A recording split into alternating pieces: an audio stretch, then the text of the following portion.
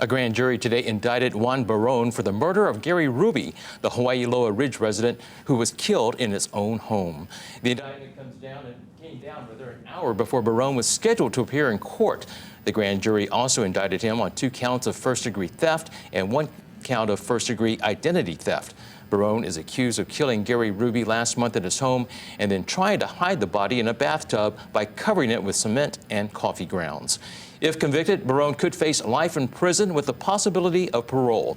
He's scheduled to be back in court tomorrow afternoon. Loved ones of the late Gary Ruby tell us they learned of Barron's indictment as they gathered at a memorial service today to lay Ruby to rest. I spoke with friends and family about how they want him to be remembered. I had wrestled within myself about whether to lay him to rest here or bring him home to Montreal to our parents. I shouldn't say home to Montreal. Home was Honolulu. His life was here, his heart was here, his love was here.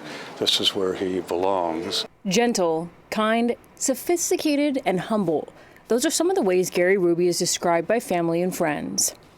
As a man who didn't worry about being a celebrity or having the most prestigious jobs, but who cared about the deeper things in life, love, literature, the arts. As a man who loved and gave his love to his family. Ruby is also remembered for his thoughtfulness, never failing to forget any special occasion. Whether we're talking birthdays, anniversaries, you name it, Gary remembered, and Gary celebrated it. Friends say he was a cautious man. He wouldn't travel in certain places because he thinks it's not safe there. We've been trying to talk him into visiting us in Mexico, and I don't even think he would ever agree to that. He felt so safe here, and so there's just a tremendous sense of just bitter irony in the way his life ended. And then given just how kind and gentle he was, it makes it, doubly bitter for all of us to accept and to understand. Loved ones trying to come to terms with a life taken too soon. I don't understand